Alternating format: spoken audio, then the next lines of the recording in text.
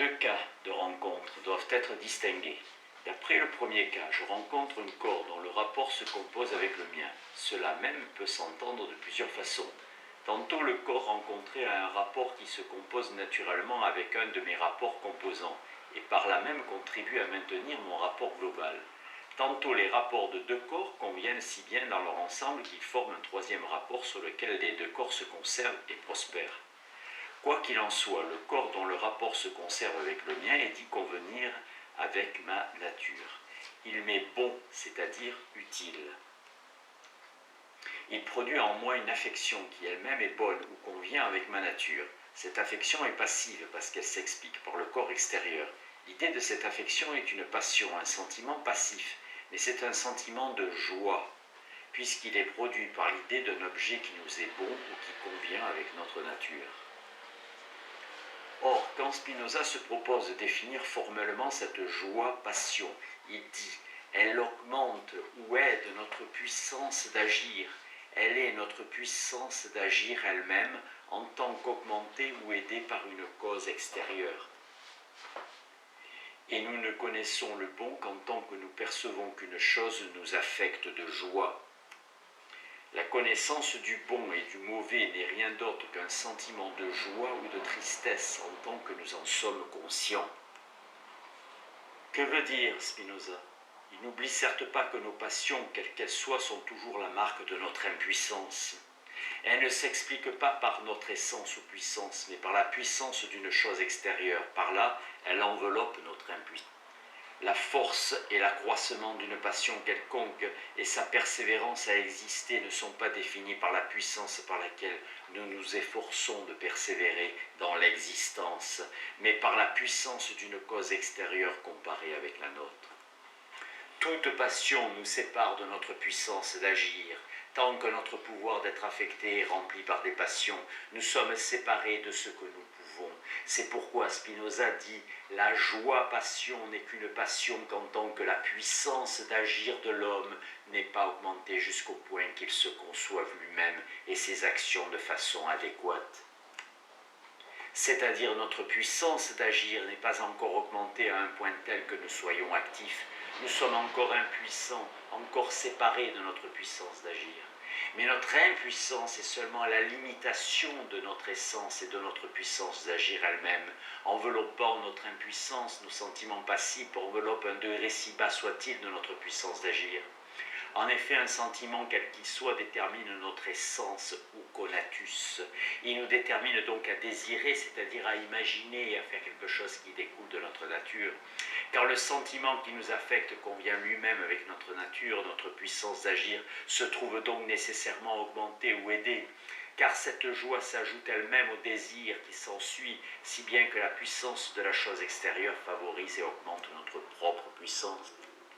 Le désir qui naît de la joie est aidé ou augmenté par ce sentiment même de la joie, et par conséquent, la force du désir qui naît de la joie doit être définie à la fois par la puissance humaine et par la puissance d'une cause extérieure. Le conatus étant notre effort de persévérer dans l'existence et toujours recherche de ce qui nous est utile ou bon, il comprend toujours un degré de notre puissance d'agir auquel il s'identifie. Cette puissance augmente donc quand le conatus est déterminé par une affection qui nous est utile ou bonne. Nous ne cessons pas d'être passifs, nous ne cessons pas d'être séparés de notre puissance d'agir, mais nous tendons à en être moins séparés, nous nous rapprochons de cette puissance. Notre joie passive est et reste une passion. Elle ne s'explique que par notre puissance d'agir, mais elle enveloppe un plus haut degré de cette puissance.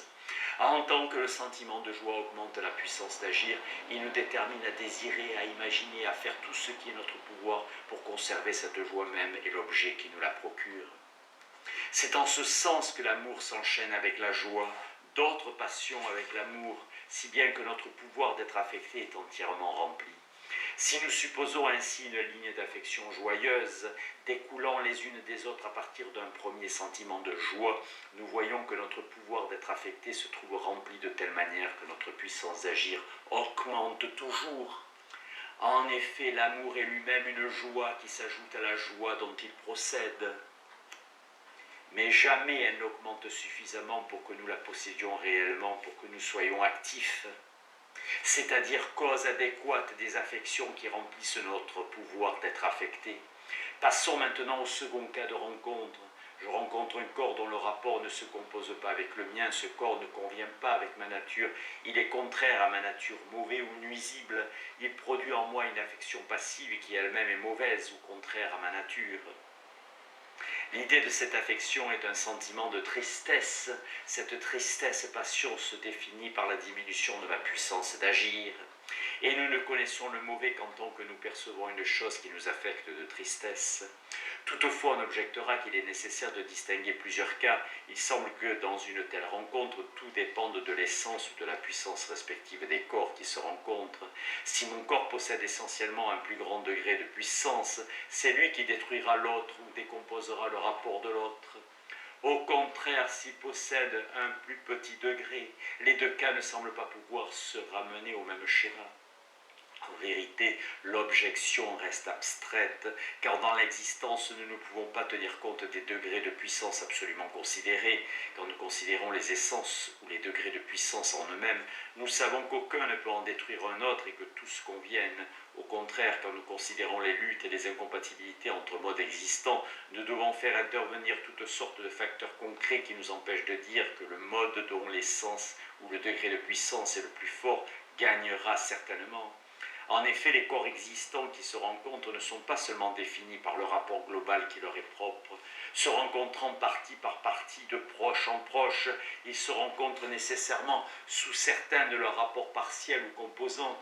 Il se peut qu'un corps moins fort que le mien soit plus fort qu'un de mes composants, il suffira à me détruire, pour peu que ce composant me soit vital.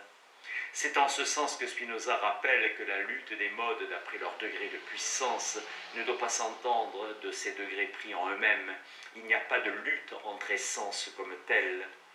Mais inversement, quand Spinoza montre qu'il y a toujours dans l'existence des corps plus puissants que le mien qui peuvent me détruire, il ne faut pas croire nécessairement que ces corps aient une essence dont le degré de puissance est plus grand ou qu'ils aient une plus grande perfection. Un corps peut être détruit par un corps d'essence moins parfaite si les conditions de la rencontre, c'est-à-dire le rapport partiel sur lequel elle se fait, sont favorables à cette destruction. Pour savoir à l'avance l'issue d'une lutte, il faudrait savoir exactement sous quel rapport les deux corps se rencontrent, sous quel rapport s'affrontent les rapports incomposables. Il faudrait un savoir infini de la nature que nous n'avons pas. En tout cas, dans notre rencontre avec un corps qui ne convient pas avec ma nature, intervient toujours un sentiment de tristesse, au moins partiel, qui vient de ce que le corps me lèse toujours dans un de mes rapports partiels. Bien plus, ce sentiment de tristesse est la seule manière dont nous avons que notre corps ne convient pas avec notre nature. Que nous devions triompher ou non, cela ne change rien, nous ne le savons pas à l'avance. Nous triomphons si nous arrivons à écarter ce sentiment de tristesse, donc à détruire le corps qui nous affecte. Nous sommes vaincus si la tristesse nous gagne de plus en plus sous tous nos rapports composants, marquant alors la destruction de notre rapport global. Or, comment, à partir d'un premier sentiment de tristesse, notre pouvoir d'être affecté se trouve-t-il rempli? Non moins que la joie, la tristesse détermine le conatus ou l'essence, c'est-à-dire de la tristesse naît un désir qui est la haine.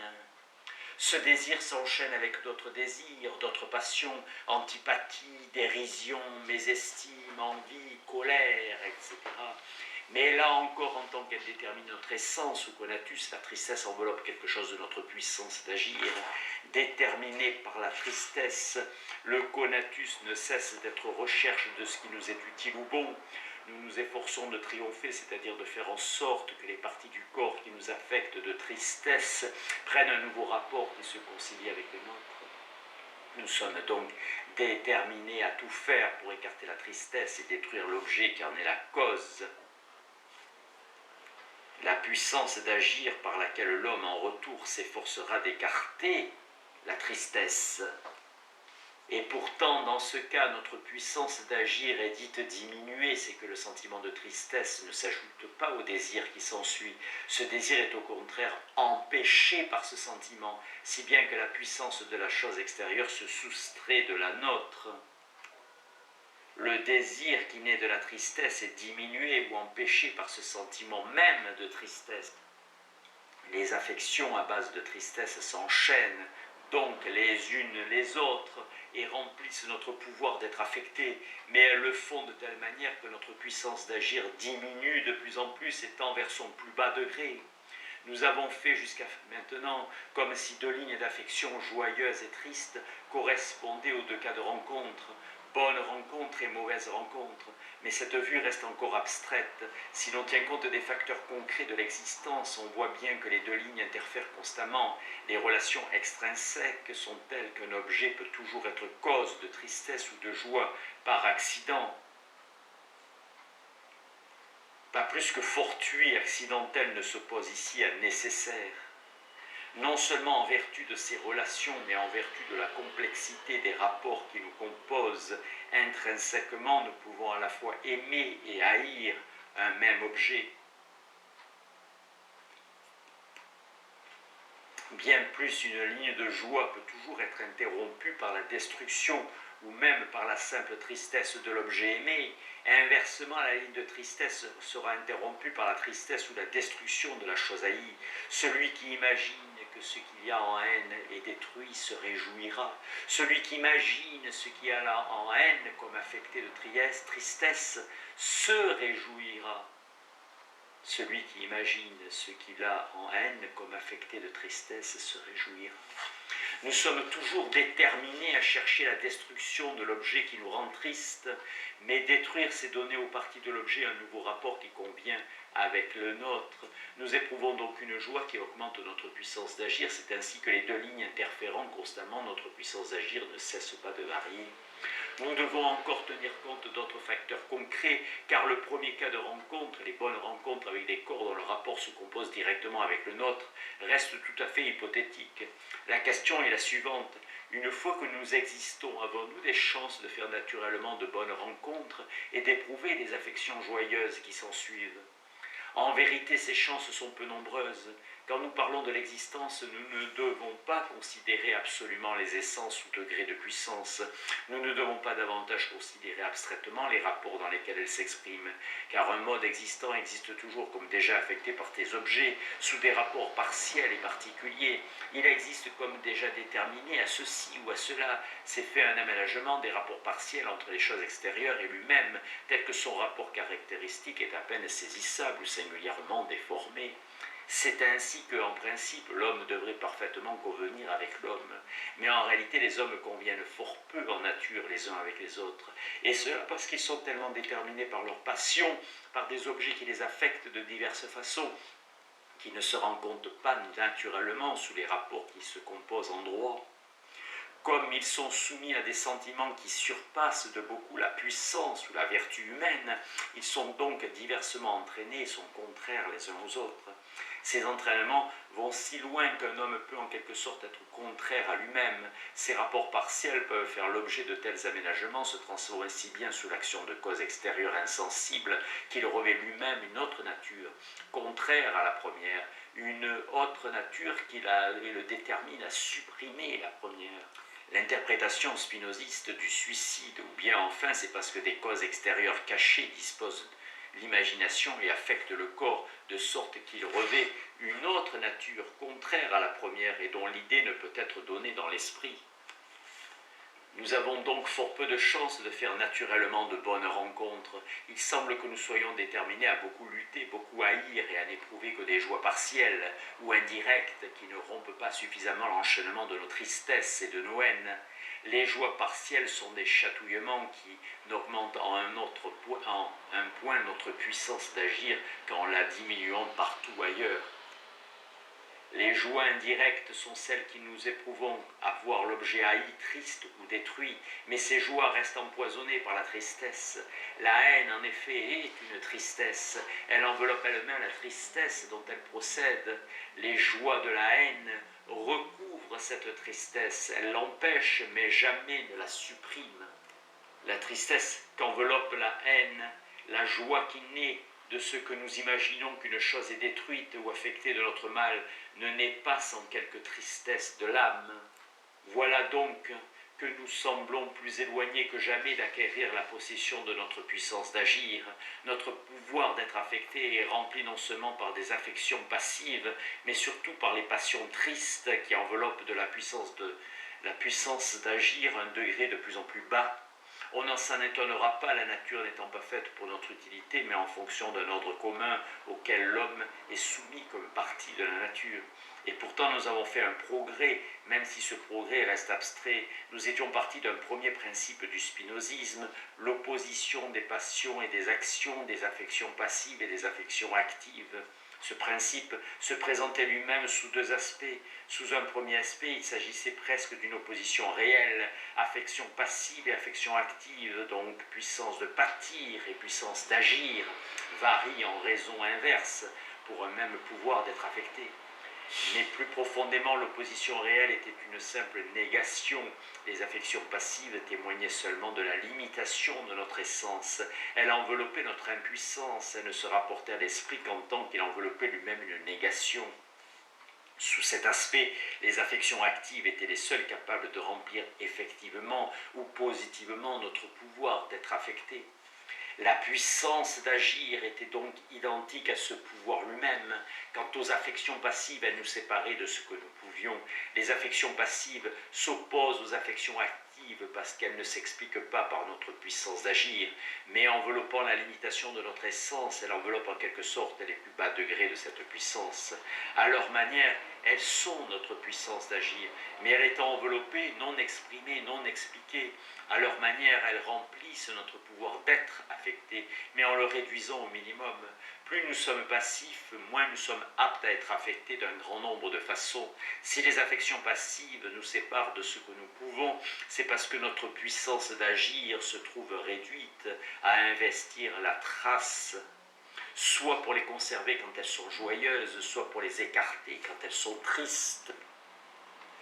Or, en tant qu'elles enveloppent une puissance d'agir réduite, tantôt elles augmentent cette puissance, tantôt elles la diminuent. L'augmentation peut se poursuivre indéfiniment, nous ne serons jamais en possession formelle de notre puissance d'agir tant que nous n'aurons pas des affections actives. Mais l'opposition des actions et des passions ne doit pas nous cacher cette autre opposition qui constitue le second principe du spinozisme, celle des affections passives joyeuses et des affections passives tristes. Les unes augmentent notre puissance et les autres la diminuent. Nous nous rapprochons de notre puissance d'agir pour autant que nous sommes affectés de joie. La question éthique chez Spinoza se trouve donc dédoublée. Comment arriverons-nous à produire des affections actives ? Mais d'abord, comment arriverons-nous à éprouver un maximum de passions joyeuses ? Qu'est-ce que le mal ? Il n'y a pas d'autre mot que la diminution de notre puissance d'agir et la décomposition d'un rapport. Encore la diminution de notre puissance d'agir n'est-elle un mal que parce qu'elle menace et réduit le rapport qui nous compose. On retiendra donc du mal la définition suivante. C'est la destruction, la décomposition du rapport qui caractérise un mode. Dès lors, le mal ne peut se dire que du point de vue particulier d'un mode existant. Il n'y a pas de bien ni de mal dans la nature en général, mais il y a du bon et du mauvais, de l'utile et du nuisible. Pour chaque mode existant, le mal et le mauvais du point de vue de tel ou tel mode. Étant nous-mêmes hommes, nous jugeons le mal de notre point de vue. Et Spinoza rappelle souvent qu'il parle du bon et du mauvais en considérant la seule utilité de l'homme. Par exemple, nous ne songeons guère à parler d'un mal lorsque pour nous nourrir, nous détruisons le rapport sous lequel existe un animal. Mais en deux cas, nous parlons de mal lorsque notre corps est détruit, notre corps décomposé sous l'action d'autre chose, ou bien lorsque nous-mêmes détruisons un être semblable à nous, c'est-à-dire un être dont la ressemblance suffit à nous faire penser qu'il convenait en principe avec nous, et que son rapport en principe était composable avec le nôtre. Le mal étant ainsi défini de notre point de vue, nous voyons qu'il en est de même de tous les autres points de vue. Le mal est toujours une mauvaise rencontre, le mal est toujours une décomposition de rapport. Le type de ces décompositions, c'est l'action d'un poison sur notre corps. Selon Spinoza, le mal subi par un homme est toujours du type indigestion, intoxication, empoisonnement, et le mal fait par quelque chose sur l'homme ou par un homme sur un autre homme agit toujours comme un poison, comme un élément toxique ou indigeste. Spinoza insiste sur ce point quand il interprète un exemple célèbre.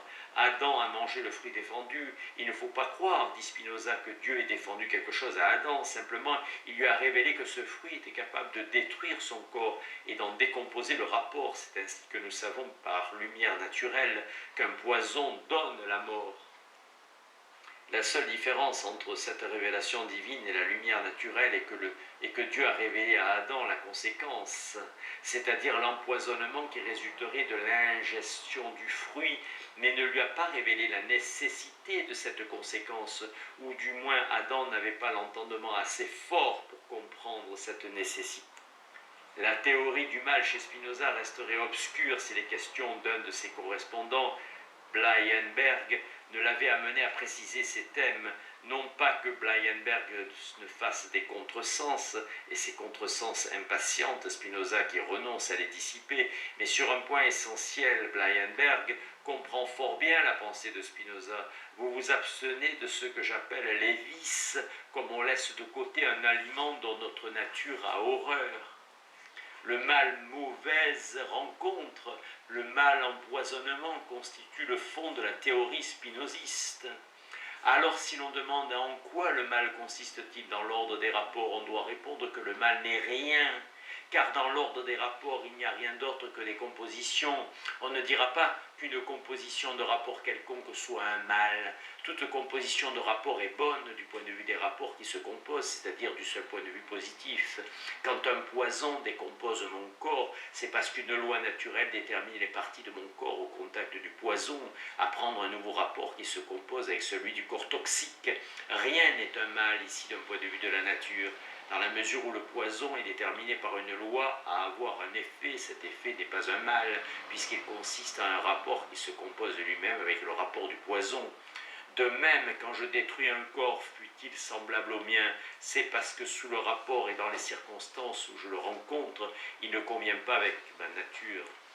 Je suis donc déterminé à faire tout ce qui est en mon pouvoir pour imposer aux parties de ce corps un nouveau rapport sous lequel elles me conviendront. Le méchant comme le vertueux cherche donc ce qui lui est utile ou bon. S'il y a une différence entre les deux, la différence n'est pas là.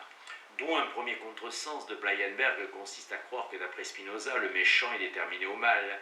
Il est vrai que nous sommes toujours déterminés, notre conatus lui-même est déterminé par les affections que nous éprouvons, mais nous ne sommes jamais déterminés au mal. Nous sommes déterminés à chercher ce qui nous est bon d'après les rencontres que nous faisons et d'après les circonstances de ces rencontres. Dans la mesure où nous sommes déterminés à avoir un effet, cet effet se compose nécessairement avec sa cause et ne contient rien qu'on puisse appeler mal. Ce que Spinoza appelle les œuvres dans la correspondance avec Bleienberg, ce sont précisément les effets auxquels nous sommes déterminés. Bref, le mal n'est rien parce qu'il n'exprime aucune composition de rapport, aucune loi de composition. Dans toute rencontre que je détruise ou que je sois détruit, se fait une composition de rapport qui en tant que telle est bonne. Donc, si l'on considère l'ordre total des rencontres, on dira qu'il coïncide avec l'ordre total des rapports et l'on dira que le mal n'est rien dans l'ordre des rapports eux-mêmes. Nous demandons en second lieu en quoi le mal consiste-t-il dans l'ordre des essences. Là encore, il n'est rien. Soit notre mort ou destruction, notre rapport est décomposé, c'est-à-dire cesse de subsumer des parties extensives. Mais les parties extensives ne constituent rien de notre essence. Notre essence même, ayant en elle-même sa pleine réalité, n'a jamais présenté la moindre tendance à passer à l'existence. Sans doute une fois que nous existons, notre essence est un conatus, un effort de persévérer dans l'existence. Mais le conatus est seulement l'état que l'essence est déterminée à prendre dans l'existence, en tant que cette essence ne détermine pas l'existence elle-même, ni la durée de l'existence. Donc étant effort de persévérer dans l'existence indéfiniment, le conatus n'enveloppe aucun temps défini. L'essence ne sera ni plus ni moins parfaite suivant que le mode aura réussi à persévérer plus ou moins de temps dans l'existence. L'effort par lequel chaque chose s'efforce de persévérer dans son être n'enveloppe aucun temps fini, mais un temps indéfini. Aucune chose singulière ne peut être dite plus parfaite parce qu'elle a persévéré plus de temps dans l'existence. Ne manquant de rien quand le mode n'existe pas encore, l'essence n'est privée de rien quand il cesse d'exister. Soit au contraire le mal que nous faisons quand nous détruisons un corps semblable au nôtre, si l'on considère l'action de frapper, par exemple, lever le bras, serrer le poing, mouvoir le bras de haut en bas, on voit qu'elle exprime quelque chose d'une essence pour autant que le corps humain peut la faire en conservant le rapport qui le caractérise. Mais en ce sens, cette action est une vertu qui se conçoit par la structure du corps humain. Maintenant que cette action soit agressive, qu'elle menace ou détruise le rapport qui définit un autre corps, cela manifeste bien une rencontre entre deux corps dont les rapports sont incompatibles sous cet aspect, mais n'expriment rien d'une essence. On dira que l'intention elle-même était méchante, mais la méchanceté de l'intention consiste en ceci seulement que j'ai pointé l'image de cette action à l'image d'un corps dont le rapport est détruit par cette action. Si un homme poussé par la colère ou par la haine est déterminé à serrer le poing ou à mouvoir le bras, cela provient de ce qu'une seule et même action peut être jointe à n'importe quelle image de chose. Il n'y a mal que dans la mesure où cette action prend pour objet quelque chose ou quelqu'un dont le rapport ne se combine pas avec celui dont elle dépend. Il s'agit toujours d'un cas analogue à celui d'un poison. La différence entre deux matricides célèbres, Néron tuant Agrippine et Oreste tuant Clytemnestre, est susceptible de nous éclairer. On estime qu'Oreste n'est pas coupable parce que Clytemnestre, ayant commencé par tuer Agamemnon, s'est mise elle-même dans un rapport qui ne pouvait plus se composer avec celui d'Oreste. On estime Néron coupable parce qu'il lui fallut de la méchanceté pour appréhender Agrippine sous un rapport absolument incomposable avec le sien et pour lier l'image d'Agrippine à l'image d'une action qui la détruirait, mais en tout cela rien n'exprime une essence. Seule apparaît la rencontre de deux corps sous des rapports incomposables, seule apparaît la liaison de l'image d'un acte avec l'image d'un corps dont le rapport ne se compose pas avec celui de l'acte. Le même geste est une vertu s'il prend pour objet quelque chose dont le rapport se compose avec le sien. C'est ainsi qu'il y a des bénédictions qui ont l'air de frapper, d'où le second contresens de Blyenberg. Celui-ci croit que selon Spinoza, le mal devient un bien, le crime une vertu, pour autant qu'il exprime une essence, ne serait-ce celle de Néron. Et Spinoza ne le détrompe qu'à moitié, non seulement parce que Spinoza s'impatiente des exigences maladroites ou même insolentes de Blyenberg, mais surtout parce qu'une thèse amoraliste, comme celle de Spinoza, ne peut se faire comprendre qu'à l'aide d'un certain nombre de provocations. Se pose donc la question de savoir si, au cas où il y aurait une âme à la nature singulière de laquelle conviendrait la quête des plaisirs et des crimes au lieu de lui répugner, si en pareil cas, dis-je, il existerait un argument de vertu qui peut déterminer un pareil être à agir vertueusement et à s'abstenir du mal. Réponse de Spinoza, dans la lettre 23, c'est à mes yeux comme si l'on demandait « Peut-il mieux convenir à la nature de quelqu'un de se pendre, ou bien peut-on donner des raisons pour qu'il ne se pende pas? Supposons cependant qu'une telle nature puisse exister.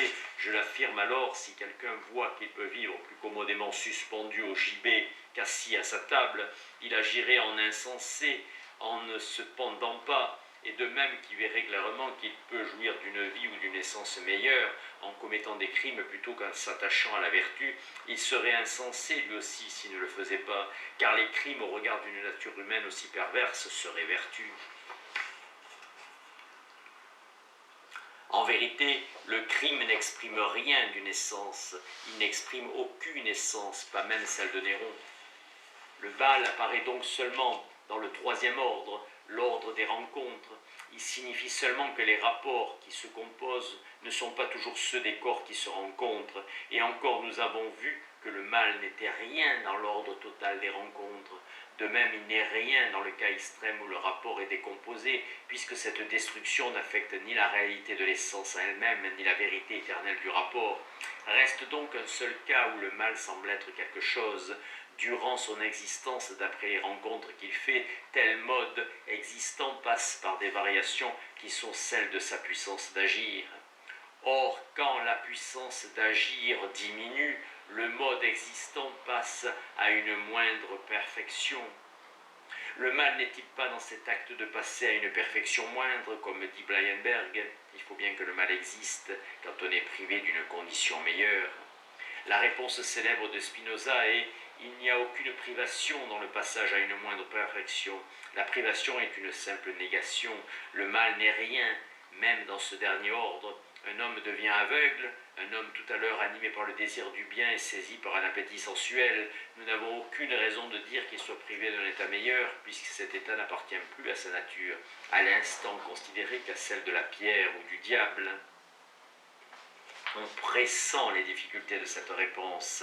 Blyenberg reproche vivement à Spinoza d'avoir confondu deux types de comparaisons très distincts, la comparaison entre choses qui n'ont pas la même nature et la comparaison entre différents états d'une seule et même chose. Il est vrai qu'il n'appartient pas à la nature de la pierre de voir, mais la vision appartenait à la nature de l'homme, d'où l'objection principale est celle-ci. Spinoza prête à l'essence d'un être une instantanéité qu'elle ne saurait avoir. Suivant votre opinion, n'appartient à l'essence d'une chose que ce que, au moment considéré, on perçoit qui est en elle. Dès lors, toute progression, toute régression dans le temps deviennent inintelligibles.